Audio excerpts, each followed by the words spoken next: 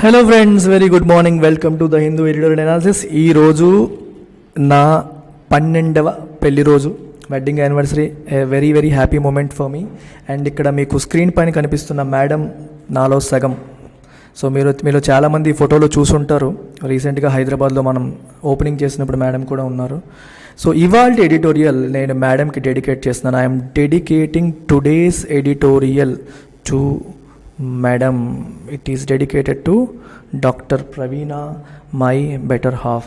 ఎందుకు మేడంకి డెడికేట్ చేస్తున్నాను? ఓన్లీ పెళ్లి రోజు అనే కారణమా? కాదు. 2017లోనమ్మా నేను జాబ్ మానేసింది. అప్పటికే నేను నెలకి 3 lakhs పైన సంపాదించేవాడిని. అలాంటి పొజిషన్లో నేను జాబ్ మానేస్తాను అన్నప్పుడు, అరే ఇంత సెటిల్డ్ లైఫ్, మంచి శాలరీ ఉంది, పెద్ద కంపెనీస్లో చేస్తున్నాను, అయినా సరే జాబ్ మానేస్తానంటే తనకి ఏదో డ్రీమ్ ఉంది. ఆ డ్రీమ్ తను పర్సూ చేయడానికి నేను సపోర్ట్గా ఉండాలి అని చెప్పి నా డ్రీమ్ కోసం నేను చేసే ఈ పోరాటంలో తను నా వెన్నంటే నిలబడింది. నన్ను ఆపలేదు. అంత ఆదాయం ఎలా వదిలేసుకుంటామనే ఆలోచన పెట్టుకోకుండా, నన్ను ఆపకుండా she was behind me all these years. సక్సెస్లో అందరూ మనం వెనుకుంటారు, ఫెయిల్యూర్లో కూడా ఉండాలి. ఈ 5 ఏళ్లలో నేను ఎన్నో కష్టాలు పడ్డాను. 2017 నుంచి 2022 వరకు, 2018, 2019 I was in complete losses. చాలా స్ట్రగుల్ అయ్యాం. 2-3 స్టూడెంట్స్తో అష్ట కష్టాలు పడ్డాం. ఆ టైంలో కూడా ఏ రోజు నన్ను నిరుత్సాహపరచలేదు, డిస్కరేజ్ చేయలేదు. She kept on encouraging me. She stood behind me as a pillar. ఆర్థికంగా కూడా తను డాక్టర్, తను సంపాదిస్తోంది. నేను సంపాదించని టైంలో కూడా షీ కంటిన్యూ టు సపోర్ట్ మీ. ఫైనాన్షియల్గా సపోర్ట్ చేసింది. నాకు ఎటువంటి ఇబ్బంది లేకుండా, అగౌరవపరచకుండా ఒక సపోర్టింగ్ పిల్లర్ లాగా నిలబడింది. సో ఈరోజు నేను ఎటువంటి టెన్షన్ లేకుండా ప్రశాంతంగా మీ అందరికీ క్లాసెస్ చెప్తున్నానంటే, సంస్థని నడిపిస్తున్నాను. ఎంతోమంది పిల్లలకి అతి తక్కువ ఫీజులోనే ఇవన్నీ అందించగలుగుతున్నానంటే నా వెనకాల ఉన్న సపోర్ట్ సిస్టమ్ మ్యామ్ మీకు కనిపిస్తున్నా మేడం. అందుకే ఇవాళ ఎడిటోరియల్ని తనకి నేను డెడికేట్ చేస్తున్నాను. ఓకే, మరి టేక్ కేర్. రైట్. సో ఎడిటోరియల్కి వెళ్ళే ముందు మీ అందరికీ యాజ్ యూజువల్ చెప్తూనే ఉన్నాను, ప్రతిరోజు కూడా, ఇవాళ కూడా చెప్తున్నాను. We have these new batches for UPSC infinity, APPSC group 1 and TSPSC group 1. వీటన్నిటికీ ఫీ స్ట్రక్చర్ అనేది మీకు కనిపిస్తుంది ఇక్కడ. ఈ ఫీ అనేది 15th ఏప్రిల్ వరకు వ్యాలిడ్. 15th ఏప్రిల్ వరకు మాత్రమే ఇది వ్యాలిడ్. తర్వాత ఫీజు అనేది పెరుగుతుంది. అండ్ వీటిపైన మీకు ఈఎంఐ ఆప్షన్ కూడా ఉంది. 5,000 per month పే చేసి కూడా మీరు జాయిన్ అవ్వచ్చు. And all these courses come with life time validity. మీరు ఒకవేళ యూపీఎస్సీ తీసుకుంటే ఈ ఏపీపీఎస్సీ గ్రూప్ 1, టీఎస్పీఎస్సీ గ్రూప్ 1 మీకు ఫ్రీగా కాంప్లిమెంటరీగా వచ్చేస్తాయి అన్నమాట. యూపీఎస్సీతో ఈ 2 కూడా మీకు కాంప్లిమెంటరీగా వస్తాయి. అలాగే యూపీఎస్సీ ఆఫ్లైన్ మీరు తీసుకుంటే వీ హ్యావ్ హైదరాబాద్, విశాఖపట్నం, శ్రీకాకుళం. ఈ 3 చోట్ల మనకి బ్రాంచెస్ ఉన్నాయి. 3ఇంట్లో మీరు ఎక్కడికన్నా వెళ్ళొచ్చు. Same kind of quality of teaching అనేది మీకు కనిపిస్తుంది. దీనికి కూడా మనకి ఈఎంఐ ఆప్షన్ ఉంది. మీరు 3 రోజుల పాటు డెమో కూడా అటెండ్ కావచ్చు. 3 days మీరు డెమో అటెండ్ అయ్యి క్లాసులు బాగున్నాయా లేదా చూసుకొని మీకు 100% నచ్చితేనే మీరు జాయిన్ అవ్వచ్చు. ఒకవేళ మీరు ఆఫ్లైన్ జాయిన్ అయితే మీకు యూపీఎస్సీ ఆన్లైన్ అనేది మీకు కంప్లీట్గా ఫ్రీ అవుతుంది. యూపీఎస్సీ ఆన్లైన్తో పాటు మీకు group 1 and all other competitive exams మనం ఆఫర్ చేస్తున్నవి, bank, SSC, railway, RBI grade B, you will get everything for free and with extraordinary teaching quality. And అన్నీ కూడా లైఫ్ టైం వ్యాలిడిటీతో వస్తాయమ్మా. ఇది చాలా ఇంపార్టెంట్. అంటే మీకు ఉద్యోగం వచ్చేంత వరకు ఇన్స్టిట్యూట్ సపోర్ట్ మీకు కంటిన్యూ అవుతూనే ఉంటుంది. ఇంకా డౌట్స్ ఉంటే కాల్ చేయాల్సిన నెంబర్ ఇక్కడ కనిపిస్తుంది. Call up that number and get all your doubts cleared. And optionals పైన సెపరేట్ స్పెషల్ ఆఫర్ అనేది నడుస్తుంది. If you are planning to take optionals, public administration, anthropology, sociology, PSIR, Telugu literature, ఏది మీరు plan చేస్తున్నా సరే there is a special 10% off that is going on today. Public administration and political science నేను teach చేస్తున్నాను. ఈ 2 options నేనే teach చేస్తున్నాను. Anthropology Srinivas sir, sociology Sairam sir, మేము 3 కూడా మీకు యూట్యూబ్లో కనిపిస్తూ ఉంటాం. ప్లస్ తెలుగు లిటరేచర్ ఒక experienced faculty Sitapathi sir, PhD చేశారు ఆయన, సాంస్క్రిట్ అండ్ తెలుగులో ఆయన చెప్తున్నారు. సో అద్భుతమైన క్లాసెస్ అనమాట. మీకు గోల్డెన్ ఆపర్చునిటీ ఫర్ యూ. ఇక్కడ మీకు ఫీ స్ట్రక్చర్ కూడా చూడండి, 10% ఆఫ్. 25,000 ఫీజు కాస్త మీకు 22,500కే అందిస్తున్నాం. సో ఈ పర్టికులర్ ఆఫర్ కూడా మీకు 15th ఏప్రిల్ వరకు మీకు వ్యాలిడ్ అనమాట. 15th ఏప్రిల్ లోపు మీరు జాయిన్ అయితే ఈ పర్టికులర్ ఆఫర్ వ్యాలిడ్. తర్వాత ఈ 10% ఆఫ్ అనే కాన్సెప్ట్ మరి మీకు ఉండదు. ఓకేనా? అండ్ ఇక్కడ మీకు ఫోన్ నెంబర్ కనిపిస్తుంది, ఈ నెంబర్కి కాల్ చేసి మీరు ఈ ఆఫర్ని అవైల్ చేసుకోవచ్చు. మరి ఇవాళ ఎడిటోరియల్ ప్రారంభిద్దామా? మేడంకి డెడికేట్ చేసిన ఎడిటోరియల్ బియాండ్ బార్డర్ గవాస్కర్ అనే టైటిల్తో ఇవాళ ఎడిటోరియల్ నడుస్తుంది. Beyond border Gavaskar. అదేంటిది? గవాస్కర్, బార్డర్ వీళ్ళందరూ ఎవరు? క్రికెటర్స్ కదా. వాళ్ళ పేర్లు ఎందుకు వచ్చాయి ఇక్కడ? ఎస్, ఎందుకంటే మరి గవాస్కర్ ఏమో ఇండియన్ క్రికెటర్, బార్డర్ ఏమో అలెన్ బార్డర్ ఏమో ఆస్ట్రేలియన్ క్రికెటర్. ప్రతి సంవత్సరం కూడా 2 ఏళ్ళకి ఒకసారి అలాగా ఇండియాకి ఆస్ట్రేలియాకి మధ్యలో టెస్ట్ సిరీస్లు జరుగుతూ ఉంటాయి. ఆ ట్రోఫీ పేరు బార్డర్ గవాస్కర్ ట్రోఫీ. వాళ్ళిద్దరూ సమకాలీనులు, అంటే ఒకే టైంలో కాంటెంపరీస్ అనమాట. ఇద్దరు great cricketers from the 2 great countries. So వాళ్ళ పేరు మీద ఒక ట్రోఫీని పెట్టి క్రికెట్ ఆడుతూ ఉంటారు. అయితే ఇండియాకి ఆస్ట్రేలియాకి మధ్యలో ఉన్న రిలేషన్స్ ఈ క్రికెట్కి మించి వెళ్ళాలి, క్రికెట్ దగ్గరే ఆగిపోకూడదు, ఈ క్లోజ్ రిలేషన్స్ అనేవి దానికి మించి వెళ్ళాలి అనేది ఇక్కడ ప్రధానమైన ఉద్దేశం. అందుకే బియాండ్ బార్డర్ గవాస్కర్ అనే టైటిల్ పెట్టడం జరిగింది. చూడండి ఇక్కడ periodic reappraisal of the economic gains from the trade pact with Australia is pragmatic అన్నారు. చూడండి పదాలు ఎన్ని వచ్చాయి ఇక్కడ. రీఅప్రైజల్, అసలు అప్రైజల్ అంటే మీనింగ్ ఏంటి? అప్రైజల్ అంటే ఎగ్జామిన్ చేయడం. ఎగ్జామినేషన్ అంటే పరీక్ష పెట్టమని కాదు, ఎగ్జామిన్ చేయడం. మీరు బంగారం షాపుల్లోనూ గోల్డ్ లోన్ పెట్టడానికి బ్యాంకులకు వెళ్ళారనుకోండి, అక్కడ గోల్డ్ అప్రైజర్ ఉంటాడు. అప్రైజర్ ఏం చేస్తాడు? మీరు ఇచ్చిన పాత బంగారం ప్యూరిటీని అప్రైజ్ చేస్తాడు, ఎగ్జామిన్ చేస్తాడు, నిజంగా ప్యూరిటీ ఉందా లేదా అని. అలాగే కంపెనీస్లో ఎవ్రీ ఇయర్ అయిన తర్వాత మీరు శాలరీ పెంచండి అని అడుగుతారు. అప్పుడు దాన్ని ఏమంటారు? Appraisal cycle. అంటే లాస్ట్ 1 yearలో నీ పర్ఫార్మెన్స్ ఎలా ఉంది అని చెప్పి ఎగ్జామిన్ చేసి బాగా పర్ఫామ్ చేశారు అనుకుంటే మీకు ఏం చేస్తారు? వాళ్ళు ఎక్స్ట్రా శాలరీ పెంచుతారు, హైక్ అనేది ఇస్తారు. రీఅప్రైజల్ అంటే మళ్ళీ ఒకసారి చూసుకోవడం. అంటే మన ఒక ప్యాక్ట్, ఇక్కడ ప్యాక్ట్ అనే పదం చూసారా? ప్యాక్ట్ అంటే మీనింగ్ ఏంటి? ఒప్పందం. ట్రేడ్ అంటే అర్థం ఏంటి?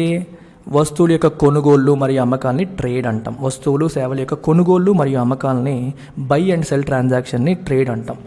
ట్రేడ్ ప్యాక్ట్ అంటే ఆస్ట్రేలియాకి ఇండియాకి మధ్యలో జరిగే ట్రేడ్ ప్యాక్ట్ నుంచి, ఒప్పందం నుంచి ఎన్ని గెయిన్స్ వచ్చాయి, నిజంగా మనకి లాభం జరిగిందా లేదా, మనం ఒక ఒప్పందం చేసుకున్నాం, లాభం జరిగిందా లేదా, లాభం వచ్చిందా లేదా అనేది పీరియాడిక్గా అప్రైజల్ చేసుకోవడం అనేది. అంటే ప్రతి కొన్నాళ్ళకి నిజంగా మనం ఒక అగ్రిమెంట్ చేసుకున్నాము, ఒక స్పెసిఫిక్ గోల్తో చేసుకున్నాము, ఆ గోల్ రీచ్ అవ్వలేదా, అనుకున్నది అయ్యిందా అవ్వలేదా అనేది అప్రైజల్ చేసుకోవడం అనేది ఎటువంటిది? Pragmatic. It's a practical solution. Practical అర్థం. ప్రాగ్మాటిక్ అంటే అర్థం ఏంటంటే రియాలిటీని బేస్ చేసుకుని ప్రాక్టికల్గా ఉండేదాన్ని ప్రాగ్మాటిక్ అంటాం. ప్రాగ్మాటిక్ అప్రోచ్ అంటే రియలిస్టిక్గా, ప్రాక్టికల్గా ఎలా చేస్తే వర్కౌట్ అవుతుంది, ఏం చేస్తే పని అవుతుంది అనే యాంగిల్లో, అంటే reflecting the current scenarios, reflecting the situation, వాటిని రిఫ్లెక్ట్ చేసేలాగా మనం యాక్షన్ తీసుకున్నాం అనుకోండి, అది ప్రాగ్మాటిక్. కొన్నిసార్లు చూడండి, మన పూర్వకాలం సిద్ధాంతాలు పట్టుకుని కూర్చుంటాం. అరే నువ్వు చెప్పింది ప్రాక్టికల్ కాదురా, ఎప్పుడు పాత పట్టుకుని కూర్చుంటాం అంటాం.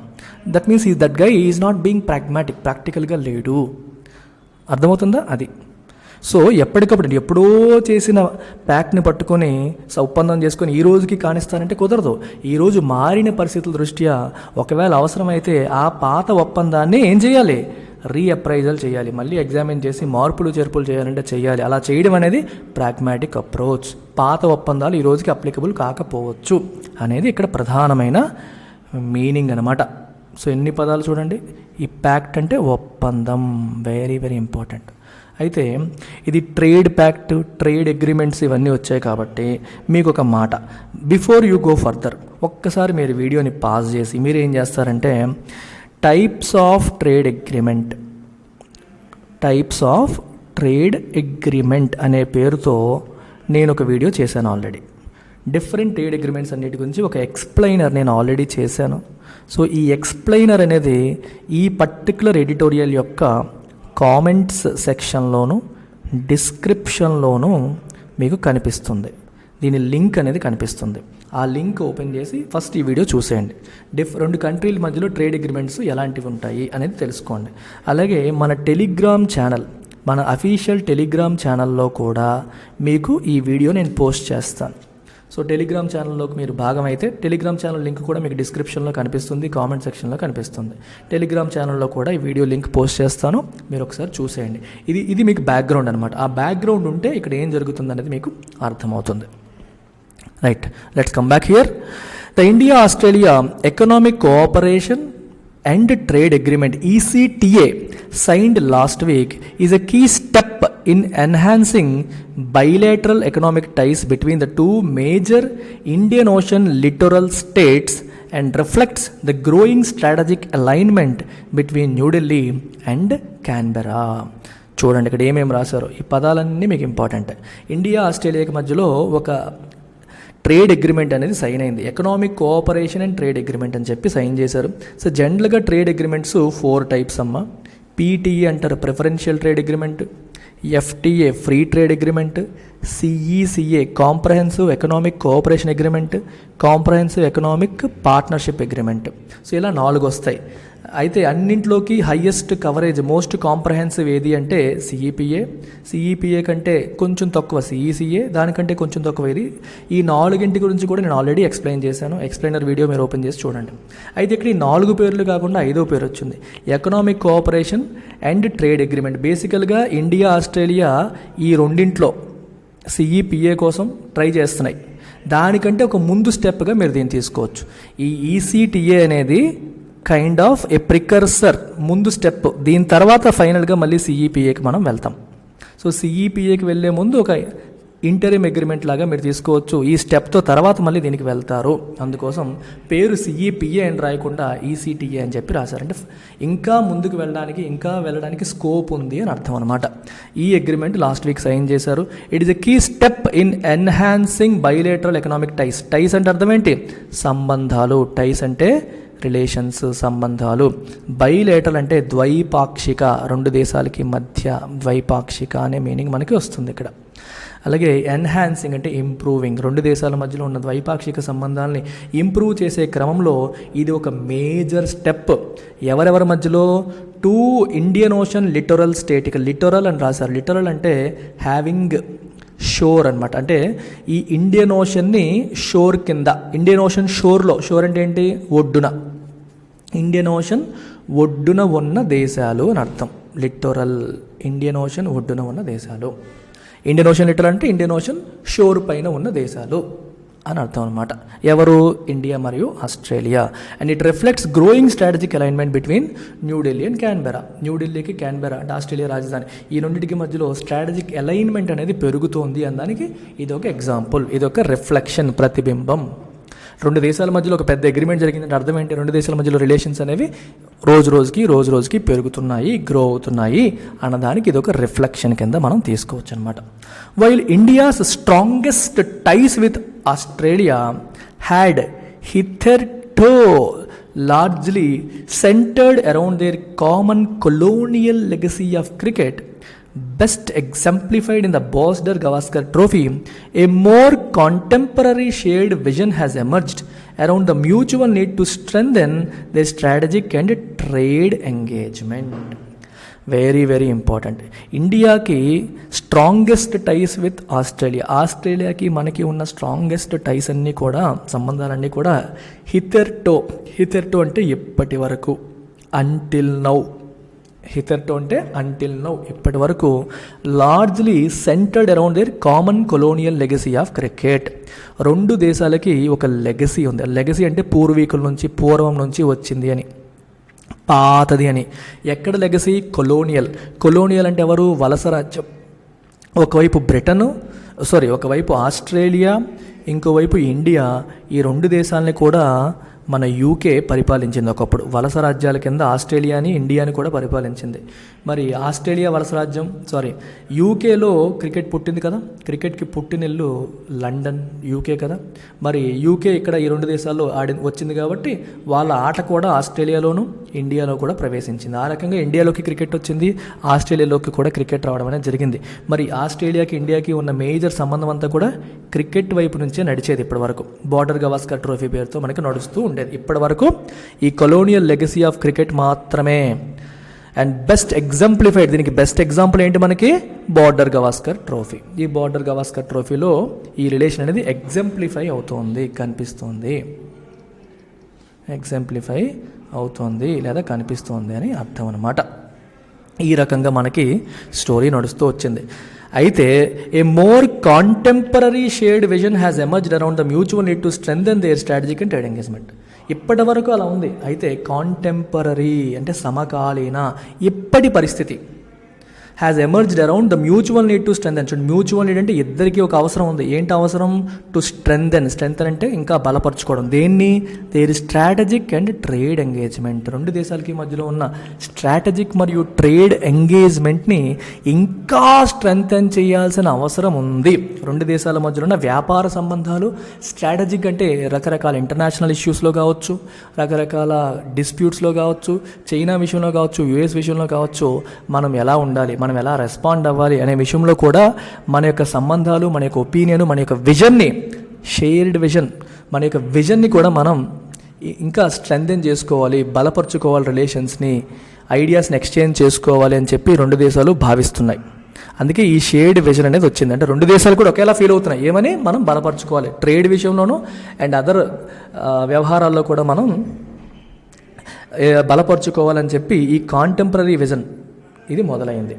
అంటే రీసెంట్గా ఇది కూడా స్టార్ట్ అయ్యింది అని అర్థం అనమాట.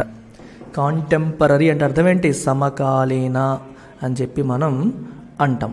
సో ఇది చాలా చాలా ఇంపార్టెంట్. ఇది ఓకే, ఒకే టైంలో జరుగుతుంది. అంటే అటువైపు ఇటువైపు, అటువైపు వాళ్ళు ఆలోచిస్తున్నారు, ఇటువైపు మనం ఆలోచిస్తున్నాం. ఒకేసారి ఆస్ట్రేలియా, ఇండియా రెండు కూడా ఇలా ఆలోచించడం అనేది జరుగుతుంది.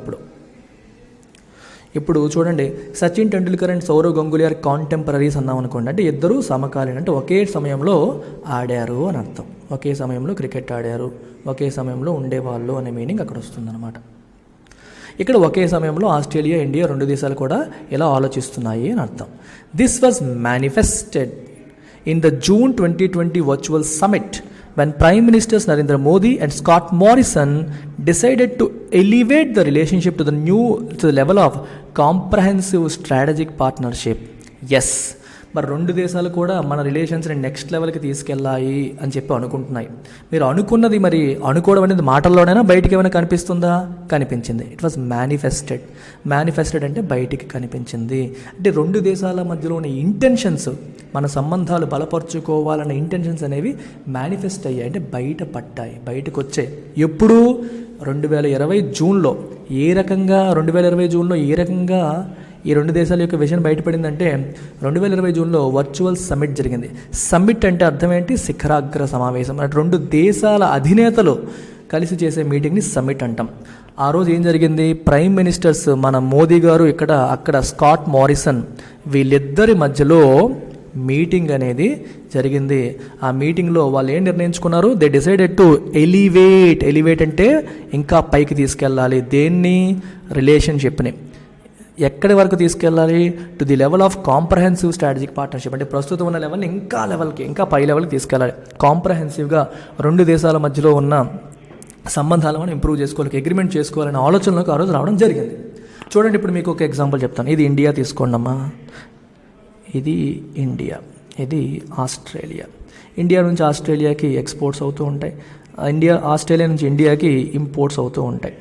అయితే మన దేశం ఎక్స్పోర్ట్ చేసినప్పుడు ఆస్ట్రేలియా వాడు వీటిపైన ట్యాక్స్లు వేస్తాడు. దాన్ని టారిఫ్ అంటాం, లేదా ఇంపోర్ట్ డ్యూటీ అంటాం. అలాగే ఆస్ట్రేలియా నుంచి మనం ఇంపోర్ట్ చేసుకున్నప్పుడు మన వాళ్ళు కూడా ఇక్కడ టారిఫ్ వేస్తారు, లేదా ఇంపోర్ట్ డ్యూటీ అని చెప్పి అంటాం. అంటే ఆస్ట్రేలియా నుంచి ఏదైనా వస్తువు ఇండియా వస్తే దాని మీద ఎక్స్ట్రా ట్యాక్స్ పడుతుంది. ఇండియా నుంచి ఆస్ట్రేలియాకి ఏదైనా వస్తువు వెళ్తే దాని మీద ఆస్ట్రేలియా వాళ్ళు కూడా ట్యాక్స్ వేస్తారు. ఈ టారిఫ్లు అనేవి ఏమవుతాయంటే ట్రేడ్కి బ్యారియర్స్గా మారిపోతాయి. అంటే వ్యాపారం జరగడానికి ఇవి ఒక అడ్డంకులు. రేట్ నేను మంచి రేటు మీద వెళ్ళి ఆస్ట్రేలియాలో అమ్ముదాం అనుకుంటాను, కానీ ఆడేమో విపరీతంగా ఎక్స్ట్రా ట్యాక్స్ వేస్తాడు. దానివల్ల కాంపిటేటివ్గా నేను అమ్మలేకపోతున్నాను. సో ట్రేడ్కి ఈ టారిఫ్స్ ఏమవుతున్నాయి? బ్యారియర్స్, అడ్డంకులుగా మారిపోతున్నాయి. మరి ఈ అడ్డంకుల్ని తీయాలి అంటే ఏం చేయాలి? రెండు దేశాలు కలిసి కూర్చొని అగ్రిమెంట్ చేసుకోవాలి. వాటిని మనం ట్రేడ్ అగ్రిమెంట్స్ అని చెప్పంటాం. ఇదంతా నేను డీటెయిల్డ్గా ఎక్స్ప్లెయినర్లో చెప్పాను, ఒకసారి చూసేయండి మీరు. ఈ ట్రేడ్ అగ్రిమెంట్స్ అనేవి చాలా ఇంపార్టెంట్. ఈ అగ్రిమెంట్లో ఏం చేస్తారంటే ఈ టారిఫ్లు ఎలా తగ్గించుకోవాలి, మేము మీకు పంపించే వాటి మీద మీరు తగ్గించండి, మీరు మాకు ఎక్స్పోర్ట్ చేసే వాటిపైన మేము తగ్గిస్తామని చెప్పి కూర్చొని మాట్లాడుకుంటారు. ఇది ట్రేడ్ వరకు ఒక ఆస్పెక్ట్. ఇది కాకుండా ఇంకా రెండు దేశాల మధ్యలో ఇంకేం రిలేషన్స్ నడుస్తాయి? ఇన్వెస్ట్మెంట్స్ అంటే అర్థం ఏంటి? ఆస్ట్రేలియాలో ఉన్న బిజినెస్ మ్యాన్ ఇండియాలో పెట్టుబడులు పెట్టడానికి వచ్చాడు, ఇండియాలో ఉన్న బిజినెస్ మ్యాన్ ఆస్ట్రేలియాలో పెట్టుబడులు పెట్టడానికి వెళ్ళాడు. సో ఇండియన్స్ ఎవరైనా ఆస్ట్రేలియాలో పెట్టుబడి పెట్టినా, ఆస్ట్రేలియన్స్ ఎవరైనా ఇండియాలో పెట్టుబడులు పెట్టినా దాన్ని ఎలా డీల్ చేయాలి? వాళ్ళకి అడ్డంకులు క్రియేట్ చేయాలా? వాళ్ళకి ఒక ఫ్రెండ్లీ అట్మాస్ఫియర్ క్రియేట్ చేయాలా? అంటే ఎఫ్డిఐ, ఎఫ్పిఐ అనే పేర్లు వింటారుగా, ఇలాంటివి అనమాట. దానికి సంబంధించి కూడా ఇందులో డిస్కషన్ చేసుకుంటారు. సో మీ వాళ్ళు మా దేశంలో పలానా రంగంలో పెట్టుబడులు పెడితే we will facilitate it, process చాలా సింపుల్ చేస్తాము, ఈజీ చేస్తాము అని ఒకటి. ఇంకా మీరు తీసుకుంటే రెగ్యులేటరీ ఆస్పెక్ట్స్, అంటే పార్ట్నర్షిప్లో ఏమేమి ఉంటాయి, ఏమేమి ఉండొచ్చు అని చెప్తున్నాను. రెగ్యులేటరీ అంటే చూడండి, కస్టమ్స్ క్లియరెన్స్ అని చెప్పి అంటాం. ఆస్ట్రేలియన్ గుడ్స్ ఇండియా వచ్చినప్పుడు ఇండియాలో కస్టమ్స్ ప్రాసెస్ ఏంటి? ఇండియన్ గుడ్స్ ఆస్ట్రేలియా వెళ్ళినప్పుడు ఆస్ట్రేలియాలో కస్టమ్స్ ప్రాసెస్ ఏంటి? కస్టమ్స్ అంటే తెలుసు కదా మీకు, ఎయిర్పోర్ట్లోను వాటిలో ఉంటారు, మనకి పోర్ట్లోను ఎయిర్పోర్ట్లోను కస్టమ్స్ క్లియరెన్స్ ఆఫీసర్స్ ఉంటారు. వీళ్ళు ఏం చేస్తారు?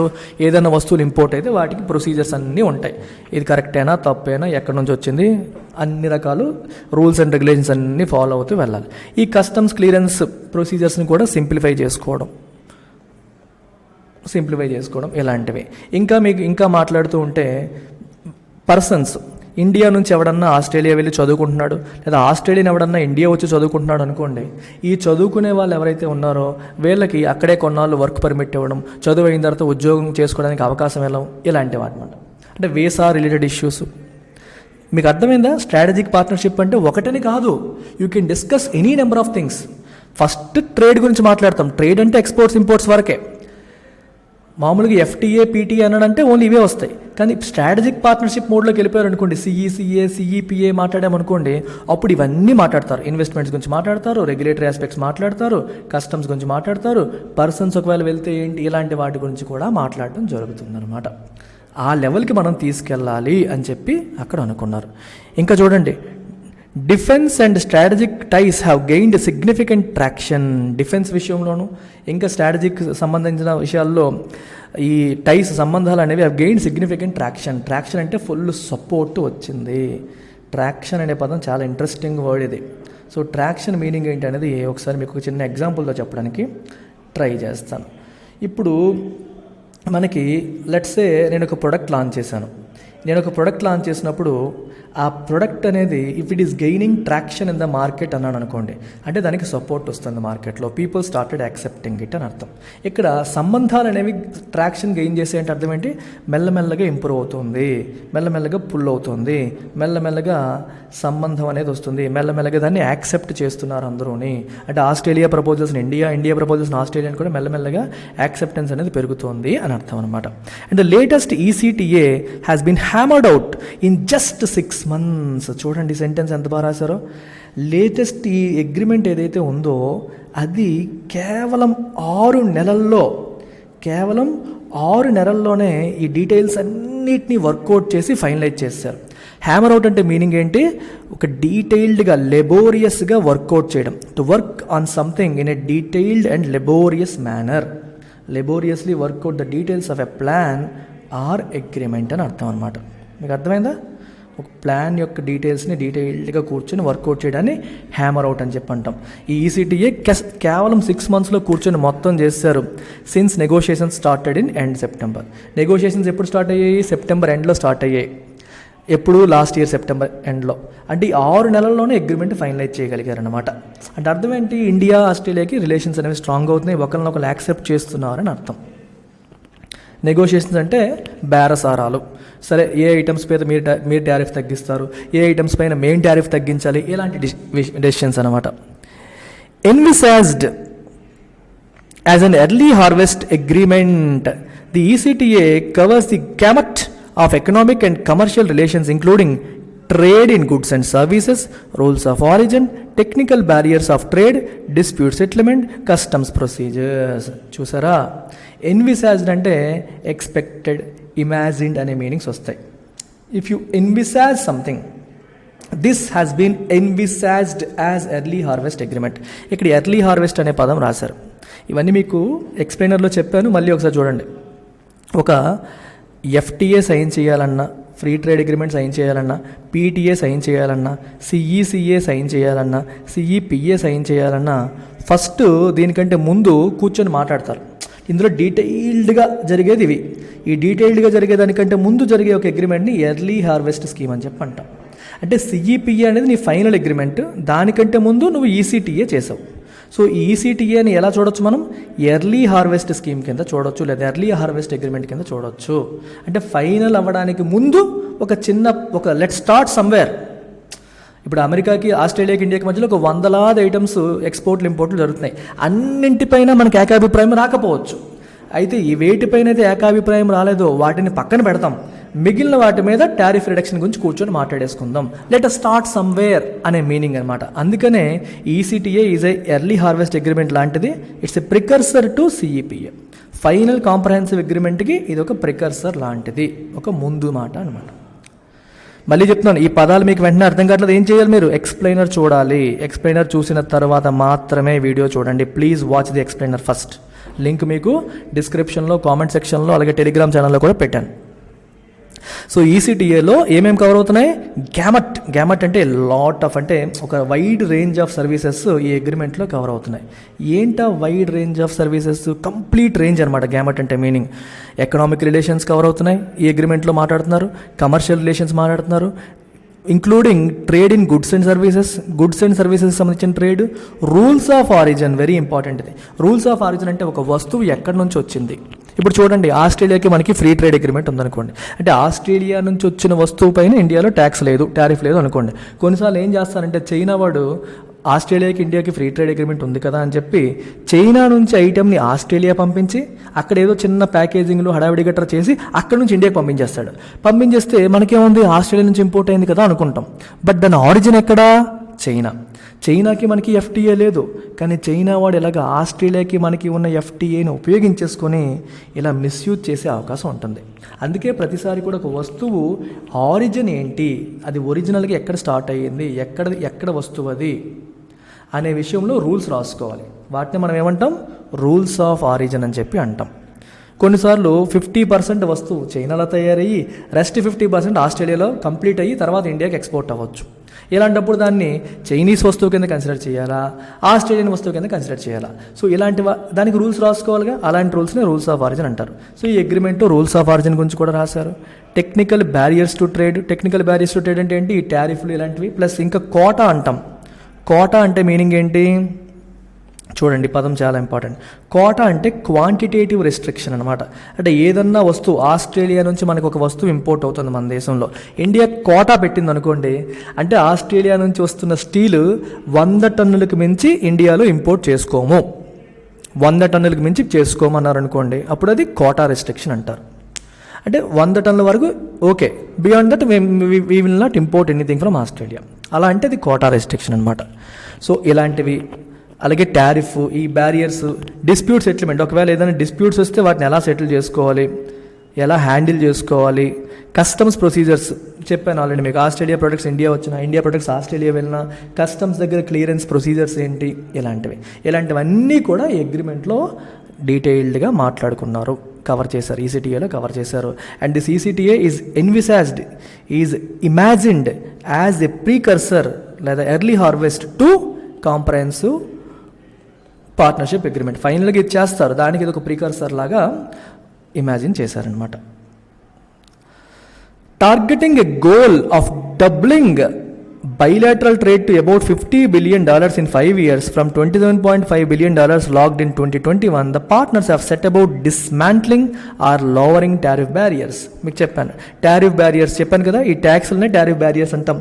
వాటిని డిస్మాంటిల్ అంటే కంప్లీట్గా రిమూవ్ చేయడానికి లేదా తగ్గించడానికి ఈ రెండు దేశాలు కూడా వాళ్ళ ప్రొసీజర్ని మొదలుపెట్టాయి. Okay, they have started dismantling or lowering, తగ్గించుకోవడం లేదా డిస్మాంటిల్ చేసుకోవడం అనేది మొదలుపెట్టారు. 2021లో $27.5 బిలియన్ ఉంటే ఇప్పుడు $50 బిలియన్ చేద్దాము నెక్స్ట్ 5 yearsలో అని చెప్పి బైలేటరల్ ట్రేడ్ని ఇంప్రూవ్ చేద్దామని చెప్పి రెండు దేశాలు కూడా అనుకుంటున్నాయి అనమాట.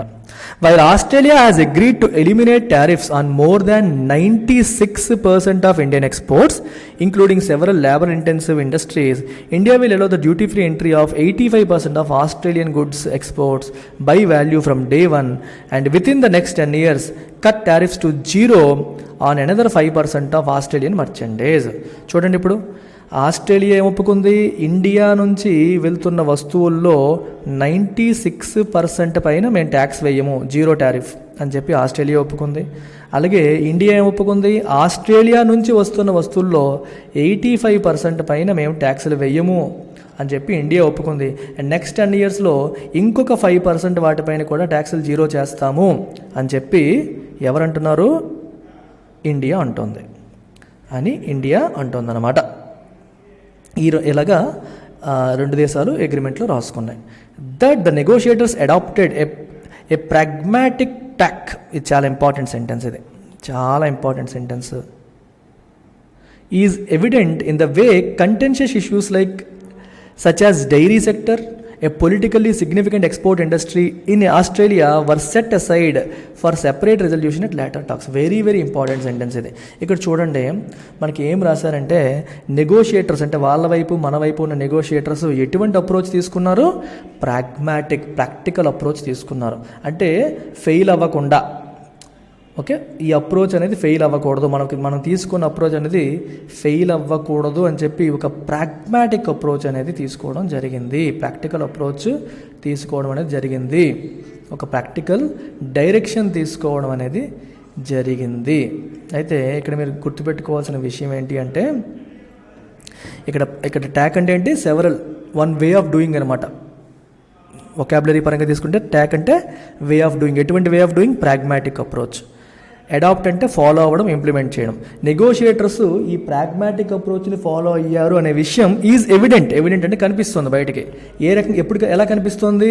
In the way contentious issues అంటే కొంచెం వివాదాస్పదం అయ్యే, అంటే గొడవ వచ్చే అవకాశం ఉన్న, రెండు దేశాలకి ఏకాభిప్రాయం రాకుండా ఉండే అవకాశం ఉన్న కొన్ని ఇష్యూస్ ఉన్నాయి. ఎటువంటివి? Like dairy sector. Dairy sector అనేది ఆస్ట్రేలియాలో పొలిటికల్లీ సిగ్నిఫికెంట్ ఎక్స్పోర్ట్ ఇండస్ట్రీ. అంటే ఆస్ట్రేలియన్ డైరీ ప్రొడక్ట్స్ చాలా ఫేమస్, అవి విదేశాలకు ఎక్కువగా ఎక్స్పోర్ట్ చేస్తూ ఉంటారు. ఆస్ట్రేలియా వాళ్ళు ఇండియాకు కూడా ఎక్స్పోర్ట్ చేద్దామని చెప్పి చూస్తున్నారు. మాకు ట్రేడ్ రెస్ట్రిక్షన్స్ తీసేయండి, we will send hour. New Zealand, Australia రెండు దేశాలు కూడా ట్రై చేస్తున్నాయి. కానీ ఇండియన్ డైరీ ఇండస్ట్రీ చాలా పెద్దది. ఆస్ట్రేలియా, న్యూజిలాండ్ నుంచి డైరీ ప్రొడక్ట్స్ వస్తే అవి మనకంటే హయ్యర్ క్వాలిటీ ఉంటే, మనకంటే తక్కువ ధరకు వచ్చాయి అనుకోండి, ఇండియన్ డైరీ ఇండస్ట్రీ కూలిపోతుంది అని చెప్పి ఇండియా దానిపైన టారిఫ్ రిడక్షన్స్కి ఒప్పుకోవట్లేదు. సో ఇలా ఇష్యూస్ ఉన్న కొన్ని ఐటమ్స్ని ఏం చేశారు? ఫర్ సెపరేట్ రెజల్యూషన్, ఫ్యూచర్లో మనం రిజాల్వ్ చేసుకుందాము, సెపరేట్గా వాటిని రిజాల్వ్ చేసుకుందామని చెప్పి పక్కన పెట్టారు. చూడండి, ఎప్పుడైనా ఇద్దరి మధ్య డిస్కషన్ జరుగుతుంది అనుకోండి, కొన్ని కంటెన్షియస్ ఇష్యూస్ ఉంటాయి, దాని మీద ఇద్దరికి ఏకాభిప్రాయం కుదరదు. వాటిని కూడా పెట్టారనుకోండి డిస్కషన్లో, పని ముందుకెళ్దాం. అది తెగదు. మనమేమో టారిఫ్ తీయమంటాం, వాడేమో తీయమంటాడు, తీసేయమంటాడు, మనమేమో తీయము అంటాం. దీనివల్ల పని ముందుకెళ్ళదు, అగ్రిమెంట్ అవ్వదు. అందుకని ఏం చేశారు? ఏ విషయంలో అయితే ఏకాభిప్రాయం లేదో వాటన్నిటిని పక్కన పెట్టేశారు. వాటిని పక్కన పెట్టేసి తర్వాత చూసుకుందాం అని చెప్పి ఏకాభిప్రాయం ఉన్న అంశాలన్నింటినీ చేశారు. అందుకే ఇదొక ప్రాగ్మాటిక్ అప్రోచ్ అని చెప్పి అంటున్నారు అనమాట. A key area that has been included in the movement of natural persons, which is inextricably linked to fostering closer people-to-people links and is an imperative in efforts to promote bilateral trade in services. చూడండి, a key area that has been included. అయితే ఈ అగ్రిమెంట్లో include చేసిన ఒక important area, key అంటే important area ఏంటి అంటే moment of natural persons. Natural person అంటే meaning ఏంటేంటో రాస్తారు వీళ్ళు.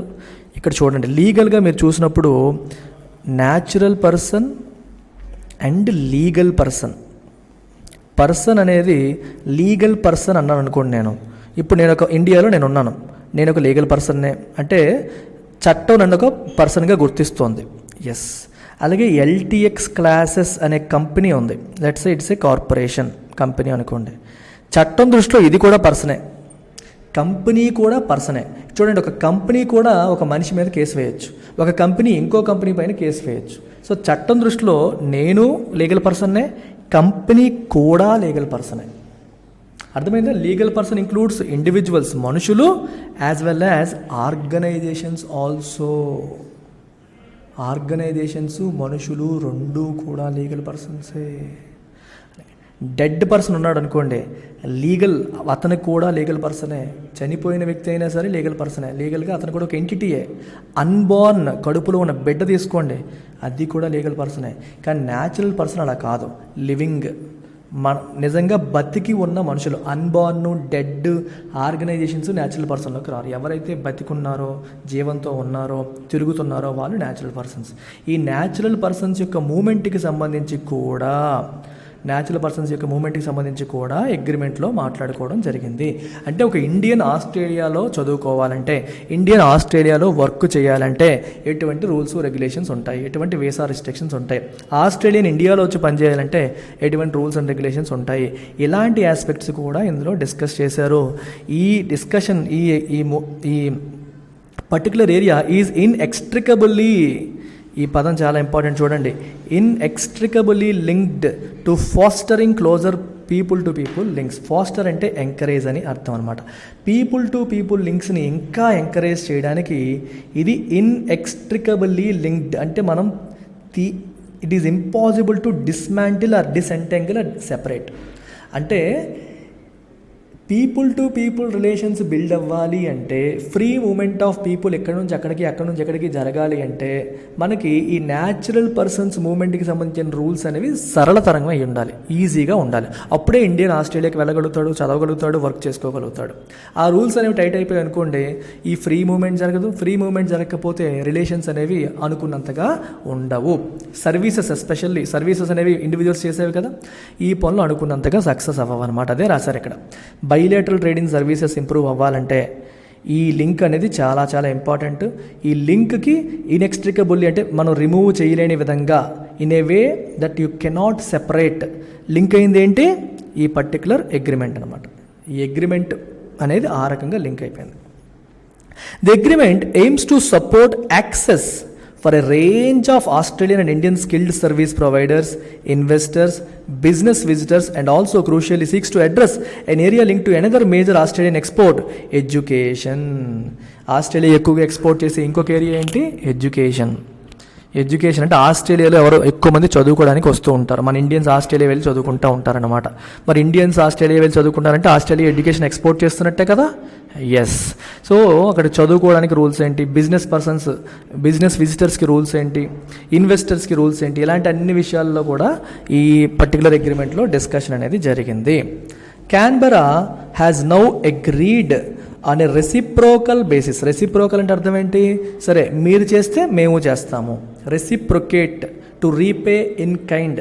మన ఇంటికి ఎవడో వచ్చాడు, నువ్వు బాగా మర్యాదగా చూసావు, నువ్వు వాళ్ళ ఇంటికి వెళ్ళావు, వాళ్ళు కూడా మర్యాదగా చూసారనుకో, వాళ్ళకి ఏం చేసినట్టు, రెసిప్రొకేట్ చేసినట్టు.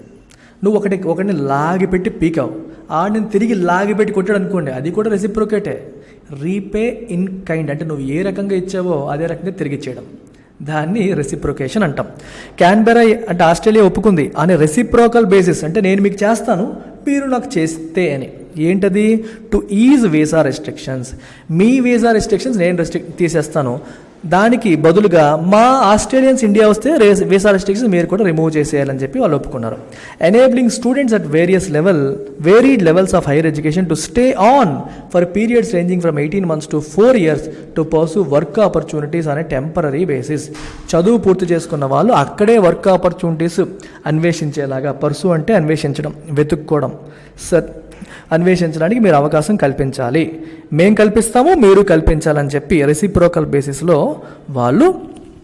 ఆస్ట్రేలియా వాళ్ళు ఒప్పుకోవడం అనేది జరిగిందనమాట. Arguably the best feature of ECTA though is the incorporation of a compulsory review mechanism at the end of 15 years. Yes, స్టార్టింగ్లో చెప్పారు, ఈరోజు సైన్ చేస్తాం, అయితే 15 ఏళ్ల తర్వాత దీన్ని రివ్యూ చేసుకుందాము, కంపల్సరీగా రివ్యూ చేసుకుందాం, ఎందుకంటే అప్పటికి పరిస్థితులు ఎలా ఉంటాయో, ఎలా మారిపోతాయో దానికి తగ్గట్టుగా రివ్యూ చేసుకుందామని చెప్పి కూడా అగ్రిమెంట్లో రాసుకున్నారు. అది best feature of this ECTA అనమాట. With the past FTAs having proved less than beneficial to domestic industry, India's negotiators have set a meaningful precedent in including the feature to periodically reappraise economic gains from such trade pacts. ఇంతకుముందు ఆస్ట్రేలియాకి మనకి పాకిస్తాన్కి మధ్యలో FTAలు ఉన్నాయి, free trade agreements ఉన్నాయి. కాకపోతే మారిన rules, regulations, పరిస్థితుల వల్ల అది ఇప్పుడు పనిచేయట్లేదు. ఎప్పుడో చేసుకున్నారు, కానీ ఇప్పుడు మారిన పరిస్థితుల దృష్టిలో అవేమో అనుకున్నంత సాటిస్ఫాక్షన్ మనకి ఇవ్వట్లేదు, అనుకున్నంత బెనిఫిషియల్గా ఇండియాకి లేవు. మన డొమెస్టిక్ ఇండస్ట్రీకి అవి పెద్దగా హెల్ప్ అవ్వట్లేదు. కాబట్టి ఎప్పటికప్పుడు రివ్యూ చేసుకోవడం అనేది మంచిదన్నమాట. అందుకే ఇండియన్ నెగోషియేటర్స్ ఇవాళ ఈసారి ఏం చేశారు, మీనింగ్ఫుల్ ప్రెసిడెంట్ని క్రియేట్ చేశారు. ప్రెసిడెంట్ అంటే అర్థం ఏంటి, అండ్ ఎర్లియర్ ఎగ్జాంపుల్, ఒక ఎగ్జాంపుల్ సెట్ చేశారు. ఏ రకంగా, బై హ్యావింగ్ పీరియాడిక్ రిప్రైజల్.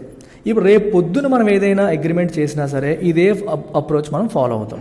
అంటే ఎప్పుడు ఏ అగ్రిమెంట్ చేసినా సరే దానికి పీరియాడిక్ రిప్రైజల్ ఉండేలాగా క్లాజ్ అనేది ఇన్కార్పొరేట్ చేస్తారనమాట. ఎందుకు ఇది పెట్టాలి, ఎందుకంటే రోజులు మారుతూ ఉంటాయి, పరిస్థితులు మారుతూ ఉంటాయి. మారిన పరిస్థితులు తగ్గట్టుగా మళ్ళీ మనం రివ్యూ చేసుకునే అవకాశం అనేది ఉండాలి అని చెప్పి. So it's a meaningful president అనమాట. అది ఇలాంటి ట్రేడ్ బ్యాక్స్ నుంచి మనకి ఎకనామిక్ గెయిన్స్ ఇనఫ్ వస్తున్నాయా లేదా అని చెప్పి ఎప్పటికప్పుడే అప్రైజల్ చేసుకొని ముందుకు వెళ్ళడానికి ఇది పనికొస్తుంది అనమాట. So this is all about this editorial. Indian economy course మీరు సెపరేట్గా తీసుకోవాలన్నా తీసుకోవచ్చు. We are offering Indian economy course as a separate course. 5000 pay చేసి మీరు జాయిన్ అవ్వచ్చు. సిమిలర్ ఇదేంటే చెప్తానమ్మా ఇండియన్ ఎకానమీ. సిమిలర్గా మీకు హిస్టరీ కావాలంటే సాయిరామ్ సారు, పాలిటీ కావాలంటే శ్రీనివాస్ సారు, జియోగ్రఫీ కావాలంటే ప్రసాద్ సారు మీకు టీచ్ చేస్తారు. కేవలం 5000 రూపీస్తో మీరు జాయిన్ అయ్యే మంచి అవకాశం ఇది.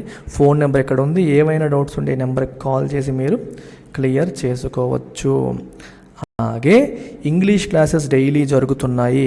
ఎడిటోరియల్ మీరు చూస్తున్నారంటే ఇంగ్లీష్లో ఇంప్రూవ్ అవ్వాలనే ఉద్దేశంతోనే చూస్తున్నారు. ఫర్దర్ ఇంప్రూవ్మెంట్ కావాలి అంటే, కాంపిటేటివ్ ఎగ్జామ్ని క్రాక్ చేసే లెవెల్కి మీరు ఇంగ్లీష్ నేర్చుకోవాలి అంటే ఇక్కడ కనిపిస్తున్న ఏ ఎగ్జామ్ కోసమైనా సరే you can join this English infinity course. దీన్ని 2 సార్లు డీల్ చేస్తారు. ఒకటి శ్యామ్ సార్ బేసిక్స్ పోర్షన్ అంతా ఆయన డీల్ చేస్తారు. 2 నేను సురేష్ సార్. సో నేను advanced level, high level questions అని డీల్ చేస్తాను. ఎట్ ద సేమ్ టైం నేను చెప్పిన బేసిక్ క్లాసెస్ కూడా మీకు రికార్డెడ్ మోడ్లో ఉంటాయి. సో నేను బేసిక్స్ క్లాసెస్ కూడా చెప్పేశాను ఇంతకుముందు, అవన్నీ మీకు రికార్డెడ్ మోడ్లో ఉంటాయి. On daily basis Shyam sir మీకు బేసిక్ రివిజన్ అన్ని చేస్తూ ఉంటారు. నేను హై లెవెల్ క్వశ్చన్స్ అని డీల్ చేస్తాను. ఇప్పుడు ఫర్ ఎగ్జాంపుల్ CSATకి అవసరమైన రీడింగ్ కాంప్రహెన్షన్ ఉందనుకోండి, నేనే చెప్తాను. అలా హయ్యర్ లెవెల్ ఉన్నవన్నీ నేను చెప్తాను. బ్యాంక్ మెయిన్స్ క్లాసెస్ లాంటివి నేను చెప్తుంటాను అనమాట. సో కేవలం 2000 రూపాయల ఫీజుకే మీకు ఇది వచ్చింది. It comes with life time validity. Phone number కూడా ఇక్కడ మెన్షన్ చేసి ఉంది. డౌట్స్ ఏమంటే మీరు ఈ నెంబర్కి కాల్ చేసి జాయిన్ అయిపోవచ్చు. దట్స్ అబౌట్ ఇట్ అమ్మా.